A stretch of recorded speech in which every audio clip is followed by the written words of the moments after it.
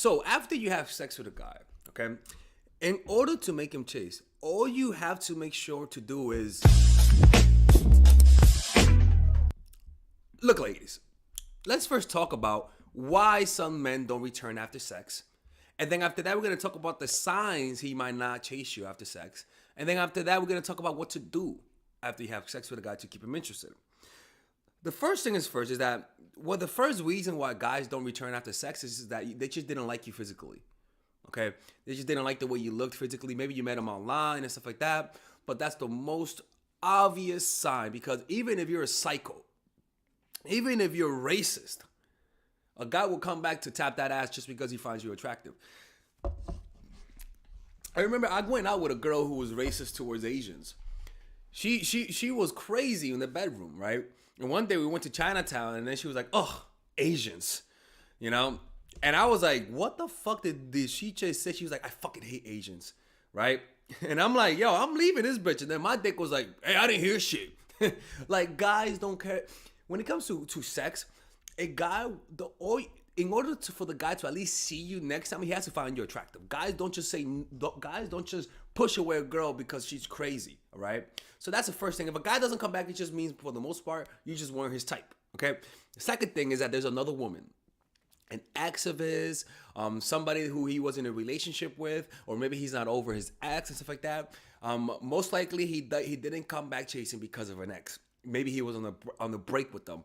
The third thing is that you don't look like your photos, right? Or you weren't looking your best, right? Why? Because men need to see. When I'm on a date and a woman is dressing conservatively, I don't mind that, don't get me wrong, okay? I really don't mind that.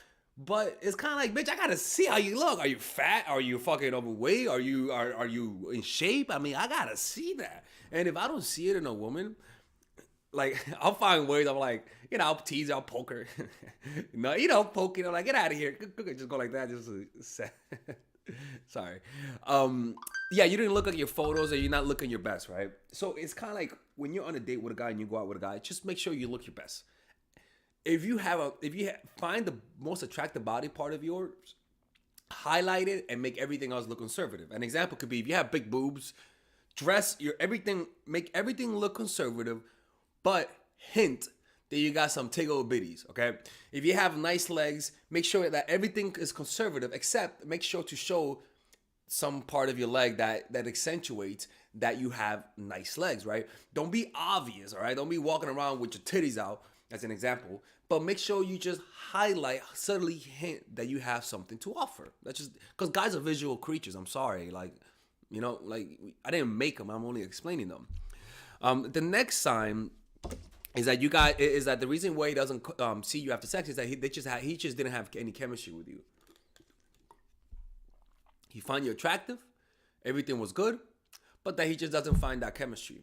And the last one is just bad sex. All right, you guys, there was no sexual chemistry between the two of you. Okay, so now let's talk about what are the signs that he might not chase you after sex. So the next one is that signs that he might not see you after sex is that him not having a dad in his life and being raised in an environment where his mom or dad didn't have a committed relationship.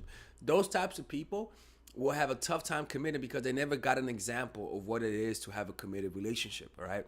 So if he tells you he never had a dad in his life, it doesn't mean he's gonna do that to you, but it increases the likelihood, because those people who didn't have a stable family, they don't know the concept of commitment for the most part, because they never got that example. Other signs that he might not chase you after the sex is that he's still not over his ex, or he's taking a break from his ex, right? So you can find out. Notice if he talks about his ex. Notice if he complains about his ex. Notice if he tells you that his ex cheated on him. Most likely, those are traumas that haven't healed, right? And those types of traumas it'll have such control over him that if his ex comes back and says, "I want to be with you," he'll leave you for her, right? Other signs that he might not chase after sex is that he's drinking a lot. When a guy drinks a lot on a date, most likely he's alcoholic, or he doesn't find you that attractive and he's trying to hype himself up into banging you, all right? Also, notice the country that he's from, or notice the country that you're in. If you live in a very in a culture in a country that has socialist welfare program, studies show that it increases the likelihood that men and women will have casual sex and have less committed relationships. Socialist welfare programs or communistic countries will increase the likelihood that people will have more casual sex and not call back after sex. Research it. Why? Because women feel more secure in a socialist welfare program because women don't need men that much. They're provided for. And because they don't need men that much, they don't give a fuck about what men think about them. And because they don't care what men think about them, they'll have casual sex a lot more often. And if they're having casual sex, men will then change their mating strategies towards being more towards casual sex. Men will literally reflect what women want. And another thing is that if you live in a culture where there's more women than men, it'll increase the likelihood of there being more casual sex. Studies, there's countless of studies that show that. Perfect example is Sweden. Another thing is that most likely he might not call you back if you're older than him. All right. Why? Because younger men usually focus more on sex, and also younger men will never, most likely, younger men are not wired to have an emotional connection with older women in terms of relationship. All right. So make sure he's either of your age or older. Younger men will only chase after sex. But if you guys are having casual sex though, men's range is larger, right, for casual sex. But for a relationship, the age range for men is a lot shorter, and men prefer women either their age or younger. All right. So if you just by simply dating guys your age or older, and make sure that you don't meet them online, it'll increase the likelihood that he might actually come back after sex. Why? Because studies show that when you meet people online, most likely you're never going to see them again after the first date. There's just too many options. No. So now, what do you do after you have sex with the guy? The two things you have to do. One, make sure, just out of all the things I tell you, this is the most important one. After you have sex with a guy, to make him chase, just make sure that, one, you protect yourself by not fantasizing about him, by not imagining how this is the relationship that you finally found, that you cannot wait to go on a trip with him in the mountains of Himalayas. Because when you fantasize about the guy, when you start, because you have great chemistry, let's just say the date went well and you guys had great chemistry, and so you decided to have sex with him, just because by you fantasizing about him, you pretty much fall in love with him, fantasizing, saying how this will happen, saying how that will happen. When you're on the date with a guy, the more you like him, I want you to then counteract that force by being practically negative. What do I mean by being practically negative? I mean that you intentionally assume in your mind that things are not going to work out, and you literally don't even entertain the thought of him being in a relationship with him, even after sex. Because what that does is that it allows you to be more detached. It allows you to deal with the fact that he might not call you back after sex. Why? Because the people who you hook up with, a lot of times, it's not going to work out. That's life. You have to fail before you succeed. Most likely, the people who you have sex with will never love you for you. I will say 90% of people won't love you for you at being conservatively. So you have to prepare yourself for the inevitable disappointment. And the worst thing that you could do, because it's a lot easier to fuck it up than to fix it. In other words, what's in your control is making him not like you. That's in your control a lot more than making him like you. The problem is that a lot of the times the people who we regret losing are not the ones that we kind of like use the strategy to make them like you. The ones that we feel most regret are the people who actually liked us, but we were so fucking needy that we pushed them away. Avoid pushing the guys that you like away. As long as you avoid that, if he doesn't like you, it's not your fault. Because most people just won't like you. So how do you do that? Don't fantasize. Because the reason why you push him away is because you're fantasizing that everything is going to work out. And so you get on the offensive and start being Bob the Builder and start building this relationship, assuming that if you visualize the relationship between you and him, if you put it out into the universe, if you act this way, you're going to make him like you. No, guys, if they don't find you attractive, if they don't feel the chemistry, they may bag you, but they may not want a relationship with you. Don't force the issue. Don't bring people into your life who are not fully 100% into you, which is, you want to have people who really, really like you. Not somebody who will take a week to text you back or who's not desperate to see you. You want the guys that are really into you. So to create that kind of dynamic, you just have to control your fantasies. It'll control your emotions. It'll make you more rational, and it'll make you more attractive. Why? Because when you don't like the guy, you notice they like you back a lot more. And how do you make that happen? When you don't like the guy, you don't fantasize about being with the motherfucker. And so your behavior is less needy and your behavior is more distant. That distance creates a friction in his mind that says, does she like me? Does she not? So by you not fantasizing about him, even though you feel that chemistry, he's going to sense that distance. And that's going to make him chase a lot harder. And you're going to unconsciously do the right thing. But let me tell you what to do, though. But if you actually just don't fantasize about him, you'll notice you're going to do what I tell you automatically. But this is what you got to do. After the sex, make sure that you don't text him. Make sure you don't text him or call him, right? Let him be the one that messages you first, because it says everything you need to know. If he does message you first, it doesn't mean he loves you. It means he wants to see you again, which means there's another opportunity to increase the attraction. And what's the attraction? The attraction is pretty much created in your absence. It's created in your inconsistency and in the chemistry that you both feel. They both come together. If he doesn't have any chemistry, your distance is not going to make him miss you. If you have chemistry, and you don't create distance, the chemistry is not going to make him miss you because you're always there. Just make sure you implement both things. Where if you have the chemistry, but also be distant sometimes. So the distance could come by you not texting him after sex. If he texts you that night or even the next day, take a whole day to respond.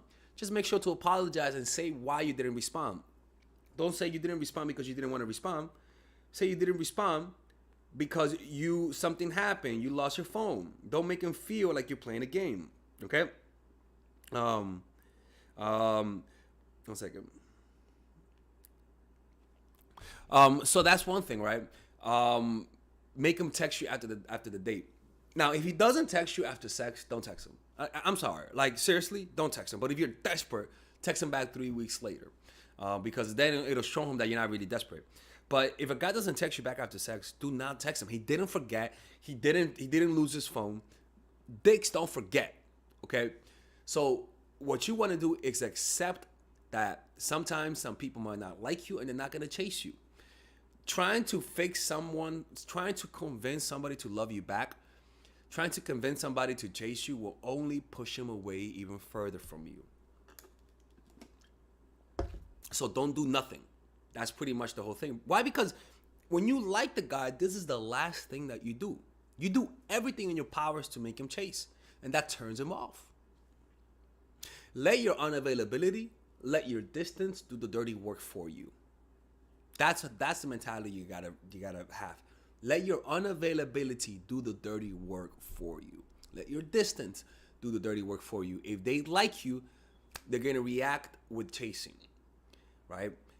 But just make sure that you don't fuck it up. That is your only responsibility. Don't fuck it up, okay? All right. Anyways, that's how you get a guy to chase you back after sex. Always remember, if a guy doesn't chase you back after sex, it wasn't because of the sex. Especially if you live in a Western culture. Now, if you live in a religious culture, that's true, right? But if you live in a Western culture, most guys won't do that. They'll get turned off by your neediness a lot more than by quick sex. I can promise you. All right, you could tell that to any guys. What turned them off, I can promise you, most guys won't say it was a sex. It was because she was a fucking psycho and she couldn't leave me alone. All right. Anyways, if you guys need one-on-one coaching, go to mindfulattraction.org. All right, ladies and gentlemen, if you guys ever want to learn how to use your feminine energy to influence people, learn how to use your masculine energy to become more assertive, and also learn how to blend both energies to improve your dating life, your spiritual life, honestly, your relationship life, your family life, your career life, this is the course for you. If I had to make a course for my nieces, I have two nieces, one is 19 and one is 15. 16. Holy shit. Oh my God, he's a bad fucking uncle. He's a bad uncle. Get him. Shut up, Melissa. You should get this course, right? And this is the course that I will make for them. So, for example, watch the curriculum, right? In the first week, we're going to be showing you how to establish a strong masculine foundation. without letting it hurt your feminine energy. This masculine foundation is a source of who you are, right? It's your bodyguard. Without this, whatever feminine energy you create will be destroyed by the outside, because your masculine is your shield. So we'll talk about goal setting. We'll talk about how to develop a serious attitude. We're gonna be talking about how to use more logic, how to use more goal-oriented behavior. It's more how to be a man, Now the next one is how to embrace the feminine energy, right? This one would teach you about how to minimize excessive masculine traits, developing self-awareness, healing abundant feminine energy, regulating your emotion, mastering voice qualities and facial expressions, surrendering control, and allowing pain to be felt. This is honestly, this will supercharge, like Kaioken, your masculine energy. After that, we have femininity in the workplace, and how to be feminine in the workplace without letting people take advantage of you, and the nuances of how women on power should behave versus women who are subordinates in the workplace, and even the dress code. This is based on psychology, people. It's kind of insane. I'm actually excited about this one. The next week, we talk about navigating the labyrinth of male and female friendship, and this a lot of women find confusing, so we talk about that. And how to identify envious friends, how to identify the good friends, how to keep male friends, and how to keep female friends. Week 5, we talk about how to release the burden of the past and stop and destroy mental projections. This is actually really powerful. And then week 6, we talk about how to increase your observational power so that you could read people better. And we have a bunch of bonuses. The course starts at $99, and you guys can pre-order the course today at $69 before it goes out. If you're watching this, most likely I'm in the meditation retreat, so I will be praying for all of you guys. And just click on the description down below of the video. Right there, you'll see it, and you could pre-order that course. It's gonna be out by the end of next month or the beginning of February of March. One of the two, people, because I have a 10-day retreat to do, and I want to finish the course after the retreat, because I think the ideas are gonna be so much better. All right, man. I'll see you guys later. Pre-order, man. Oh, I'm closing the channel.